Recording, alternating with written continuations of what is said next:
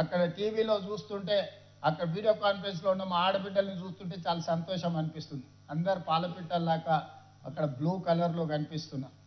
ఆనాడు మీ అందరికీ ఈ రాష్ట్ర ప్రభుత్వం పెట్టే చీర ఆడబిడ్డకు పెట్టే సారే అని చెప్పి ఈరోజు మనం పెట్టినాం. అందరు సంతోషంగా పండగకు కట్టుకున్నట్టుగా ఈరోజు అక్కడ చీరలు కట్టుకొని ఉన్నారు.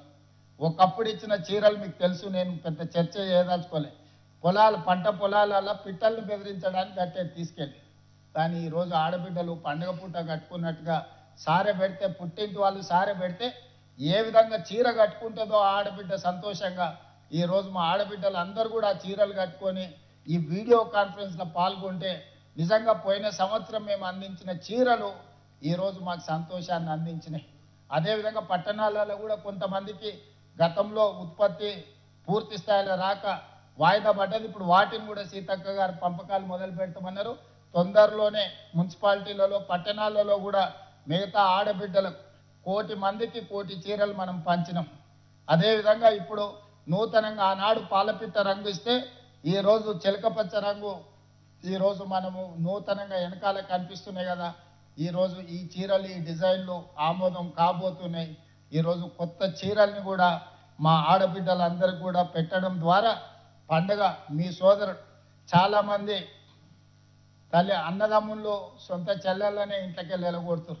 ఈ మధ్యనే రాజకీయాలలో మీరు చూసారు, సొంత చెల్లెని ఇంట్లో నుంచి అన్న వెళ్ళగొడితే ఏ రకంగా ఆ చెల్లి అన్న మీద శాపనార్థాలు పెడుతుందో.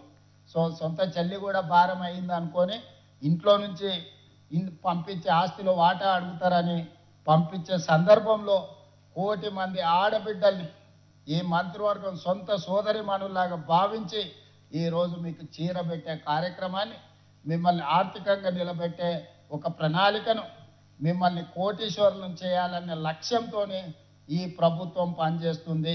ఈ ఆడబిడ్డల ఆశీర్వాదం ఉన్నంతకాలం ఈ ప్రభుత్వం అద్భుతంగా పనిచేస్తుంది. ఈ ప్రభుత్వం తిరిగి అధికారంలోకి తీసుకొచ్చే శక్తి ఈ మహిళా శక్తి చేతుల్లోనే ఉంది. అందుకే 1,00,00,000 మంది బిడ్డలని 2034 లోపల కోటీశ్వరులను చేసే బాధ్యత మా మంత్రివర్గం తీసుకుంటుంది. ఆ దిశగా పనిచేస్తున్న కష్టపడుతున్న మా అధికారులను అభినందిస్తూ ఈ కార్యక్రమంలో పాల్గొన్న మా ఆడపడుచులందరికీ మళ్ళొకసారి శుభాకాంక్షలు తెలియజేస్తూ ఇంత మంచి కార్యక్రమాన్ని ఏర్పాటు చేసిన సంబంధిత శాఖ మంత్రివర్యులు సీతక్క గారిని కూడా అభినందిస్తూ మీ అందరి దగ్గర సెలవు తీసుకుంటున్నా. ధన్యవాదాలు ఆడబిడ్డలారా. Subscribe us and press the bell icon for more interesting updates.